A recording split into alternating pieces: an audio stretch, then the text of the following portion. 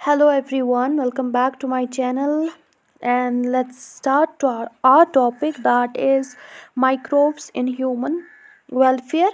और इसमें हमने एक टॉपिक ऑलरेडी कवर कर लिया है दैट इज़ सीवेज ट्रीटमेंट। अगर आपने नहीं देखा है प्लीज़ वो आप जाके चेक कीजिए और मेरी चैनल को जो है सब्सक्राइब कीजिए। एंड चलिए आज का हम टॉपिक जो है वो स्टार्ट करते हैं that is microbes in industrial products. हम देखेंगे कि जो माइक्रोब्स है इसको इंडस्ट्रीज़ में किस तरह इस्तेमाल किया जाता है। माइक्रोब्स का हम किस तरह यूज़ करते हैं ताकि हम इंडस्ट्रियल जो प्रोडक्ट्स बना सकें। इंडस्ट्रीज़ में हम कुछ प्रोडक्ट्स बनाते हैं that on a large scale, और हम उनकी जो प्रोडक्ट्स होते हैं उनकी जो लार्ज स्केल प्रोडक्शन होती है मींस कि बहुत ज़्यादा तादाद होती है उनकी उन चीज़ों की जो हम इंडस्ट्रीज़ में बनाते हैं। इसी तरह जो माइक्रोब्स होते हैं उनसे भी हम लार्ज स्केल प्रोडक्शन करते हैं। तो उसके लिए हम मत छोटे छोटे बर्तन लेंगे, नहीं ना। इसके लिए हमें बड़े बड़े वेसल्स की ज़रूरत पड़ती है, बर्तनों की ज़रूरत पड़ती है। सिंपल लैंग्वेज में अगर मैं बताऊँ तो बड़े बड़े बर्तनों की ज़रूरत पड़ती है जिन्हें हम फर्मेंटर्स कहते हैं। ठीक है, अब हम इसका पहला जो प्रोडक्ट है जो हमें यहाँ सिलेबस में दिया गया है दैट इज़ बीवरेज। ठीक है, बीवरेज अगर किसी से भी पूछ ले वो बताएगा हाँ अल्कोहल, तो सिंपल टर्म्स में आप याद रखिए अल्कोहल। जो बीवरेज होते हैं हमें पता है कि जो यीस्ट और कुछ फर्मेंटेशन जो होती है ये एक इम्पॉर्टेंट रोल प्ले करती है फर्मेंटेशन में। ये इम्पॉर्टेंट रोल प्ले करती है इन फर्मेंटेशन में। ठीक है, फर्मेंटेशन मतलब किसकी फर्मेंटेशन, ये कार्बोहाइड्रेट का ब्रेक डाउन करती है या ग्लूकोज फ्रुक्टोज, वो हम आगे जाके पढ़ेंगे, देने के लिए ethanol and CO2। Just like जो यीस्ट यूज़ होती है फर्मेंटेशन में वो होती है सैक्रोमाइसिस सिरवेसिया, जिसे हम ब्रीवर्स यीस्ट कहते हैं या बेकर्स यीस्ट कहते हैं। ठीक है, so let's start that is अब हम पढ़ेंगे इनका रॉ मटेरियल पे। हम देखेंगे कि raw material on the basis of raw material कितने तरह के जो बीवरेजेस बनाई जाती है। अगर हम बात करें माल्टेड बार्ले जो होता है उससे बियर बनती है, जो पोटैटो होता है उससे वोडका बनता है। उनकी फर्मेंटेशन होती है, क्या होती है फर्मेंटेशन, पोटैटो का फर्मेंटेशन वोडका, फ्रूट जूसेस का फर्मेंटेशन वाइन बनती है। ये जो कॉर्न होती है हमारे पास इसका फर्मेंटेशन होता है तो विस्की बनती है। इसी तरह जो फ्रूट जूसेस का फर्मेंटेशन होता है तो ब्रांडी बनती है। कॉर्न विस्की, फ्रूट जूसेस की फर्मेंटेशन ब्रांडी, मोलासेस की फर्मेंटेशन रम बनता है। ठीक है, तो ये इनको हम जो अगर हम इनको छोटी सी डेफिनेशन में सम अप करें दैट मीन्स कि जब हम फर्मेंटेशन करते हैं माल्टेड सीरियल्स की, जब हम फर्मेंटेशन किनकी करते हैं माल्टेड सीरियल्स की और फ्रूट जूसेस की, किसके लिए, for the production of ethanol, ताकि हमें इथेनॉल मिले, ताकि हमें अल्कोहल मिले। ठीक है, सिंपल।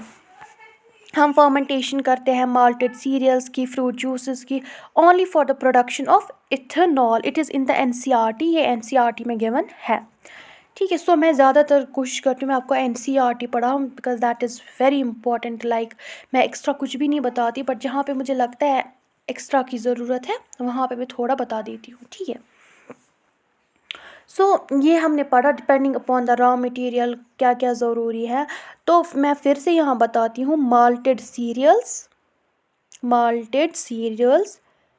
एंड फ्रूट जूसेस जो होते हैं, हाँ माल्टेड सीरियल्स फ्रूट जूसेस जो होते हैं उनकी फर्मेंटेशन होती है और उनसे हम इथेनॉल प्रोड्यूस करते हैं। ठीक है, इसको हम क्या बोलते हैं, इसको हम बोलते हैं कि एक रॉ मटेरियल पे हमने ये क्लासिफाई किया on the base of raw material. ठीक है, ओके।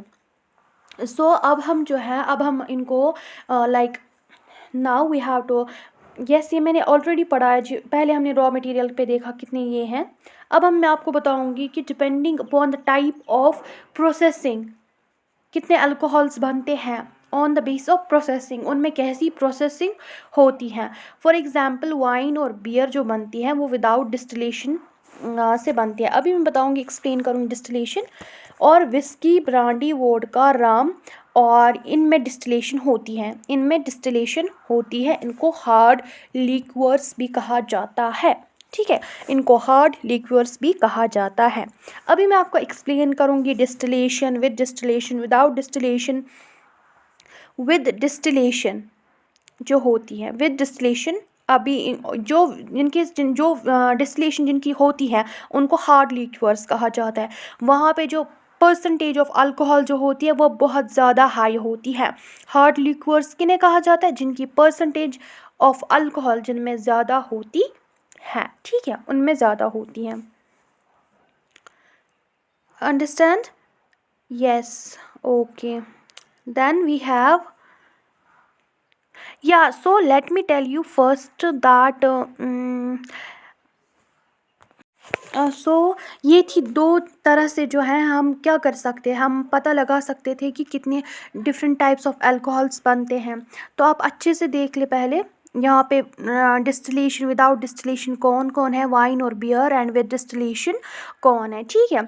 आपने देखा, अब मैं आपको कुछ बताने जा रही हूँ that is very much important for you people, that is की फर्मेंटेशन किसे कहते हैं। मैं एक बार फिर से, बिकॉज मुझे लग रहा है कि कभी कभार ना कुछ बच्चे होते हैं जिनको नहीं फर्मेंटेशन का मतलब समझ आता है, मैं जल्दी से बता देती हूँ। दैट फर्मेंटेशन जो होती है ये एक प्रोसेस होती है, आप समझ लें, ये एक प्रोसेस होती है जिसमें जो माइक्रोब्स होते हैं, यीस्ट, बैक्टीरिया जो होती है, वो किस पे एक्ट करती है, वो ग्लूकोज, कार्ब्स, फ्रुक्टोज पे एक्ट करती है, ताकि ये जो है हमें क्या दे सके, इथेनॉल दे सके, CO2 दे सके, ठीक है, इथेनॉल दे सके और CO2 दे सके। इसी को हम फर्मेंटेशन कहते हैं। आई आपको समझ?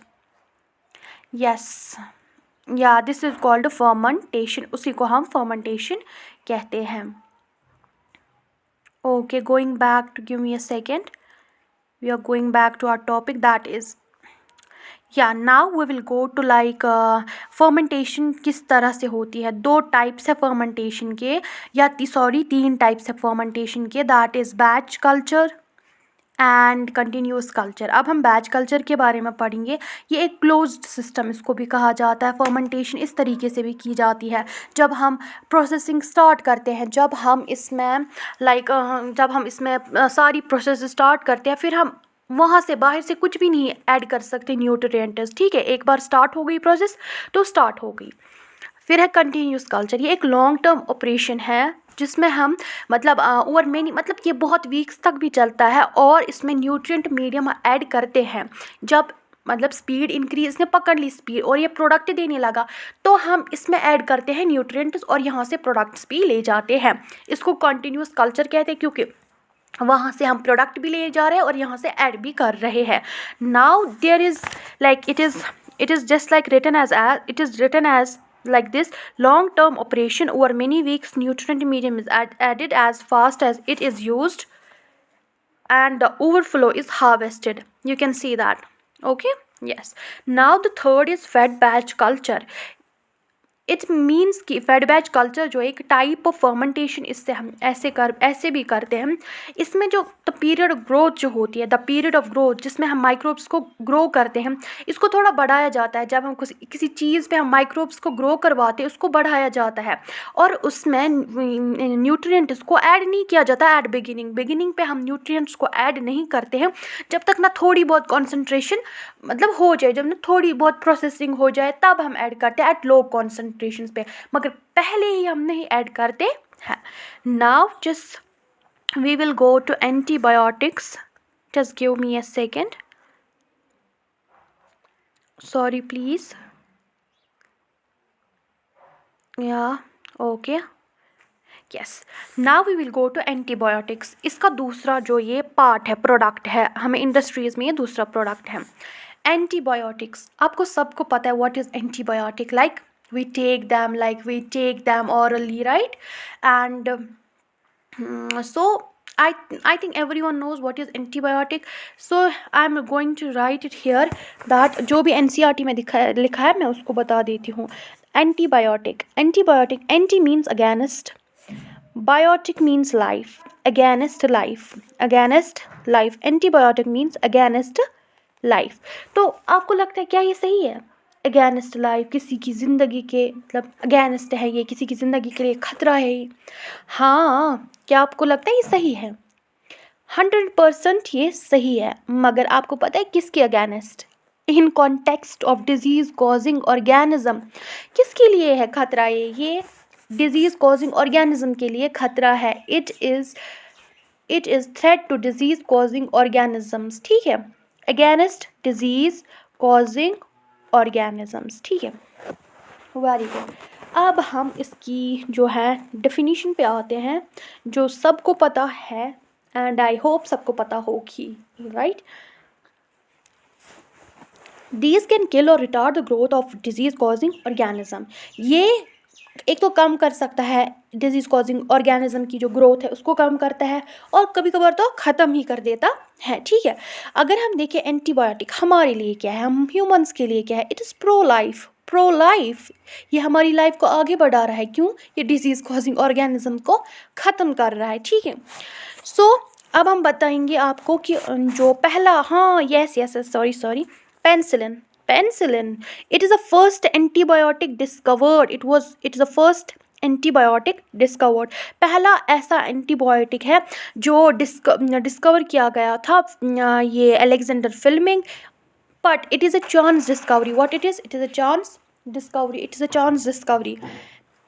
इसको चांस डिस्कवरी क्यों बोला गया है? बिकॉज जो अलेक्जेंडर फ्लेमिंग सर थे, ये किस पे काम कर रहे थे? ये एक बैक्टीरिया पे काम कर रहे थे जिसका नाम था स्टेफाइलोकोकई बैक्टीरिया। क्या नाम था उनका? उनका नाम था स्टेफाइलोकोकई बैक्टीरिया। उस बैक्टीरिया का नाम क्या था? स्टेफाइलोकोकई बैक्टीरिया, स्टेफाइलोकोकई बैक्टीरिया, उस पे वो काम कर रहे थे। गुड। तो मैं यहाँ पे आपके लिए लिख दूँ, because that it is very important, it is very important. First antibiotic, yeah, that is penicillin.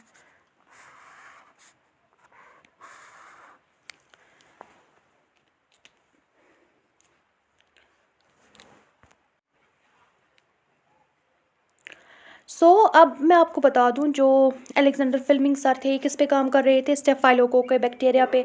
आपको पता है असली में जो इसको क्या बोलते हैं, इसको क्यों बोलते हैं चांस डिस्कवरी? बिकॉज जब ये मतलब स्टेफाइलोकोकई बैक्टीरिया पे काम कर रहे थे तो इनके पास एक कल्चर प्लेट जो इनकी होती है उस पर एक मोल्ड था। क्या था? मोल्ड था। जो प्लेट एक थी वो अनवॉशड थी और उस पर एक मोल्ड बन गई थी, और जिसके इर्द गिर्द जो है बैक्टीरिया जो है वो ग्रो नहीं कर पा रही थी, वो ग्रो नहीं कर पा रही थी। यहाँ पे मैं आपको बता दूँ, जस्ट लाइक दिस, हाँ ये मोल्ड था। फॉर एग्जाम्पल हम यहाँ पे बनाने जा रहे हैं,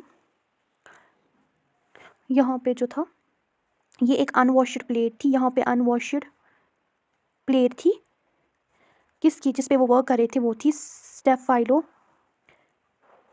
बैक्टीरिया पे वो काम कर रहे थे, ठीक है। ये मोल्ड था, यहाँ पे क्या था? मोल्ड था।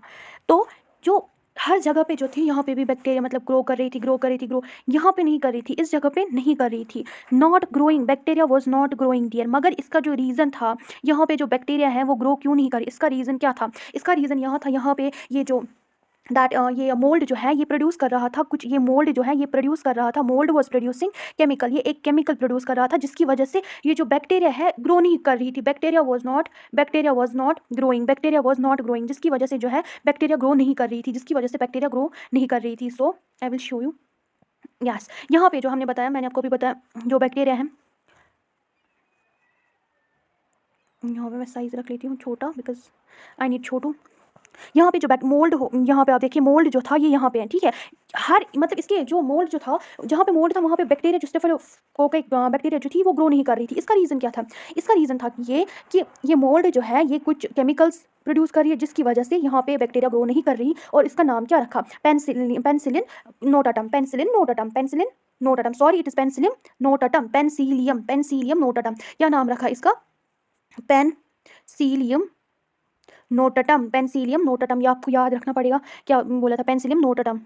एंड जो फिर इसको मतलब इसकी जो इस्टेब्लिशमेंट हुई इस एंटीबायोटिक की, जिसकी वजह से स्टेफाइलोकोकई बैक्टीरिया ग्रो नहीं कर पा रही थी, वो बाद में हो गई थी। ये किसने इसमें हेल्प की? Ernest Chain and Howard Florey, इनको और अलेक्जेंडर फ्लेमिंग को इनको इसके लिए फिर नोबेल प्राइज़ मिल गया इन 1945, ठीक है। तो ये एंटीबायोटिक जो था ये किसमें इसको यूज़ किया गया, एंटीबायोटिक जो था इसको यूज़ किया गया in antibiotic was used to treat the American soldier during world war second in 1945 में। जो अमेरिकन सोल्जर्स जख्मी हुआ करते थे जब वार जो सेकेंड वर्ल्ड वॉर चल रहा था उसमें मतलब पेंसिलिन ने हेल्प किया है in the treatment of soldiers, ठीक है। या इसी तरह फिर क्या हुआ, फिर डिफरेंट टाइप्स ऑफ जो एंटीबायोटिक्स बनने लगे। फॉर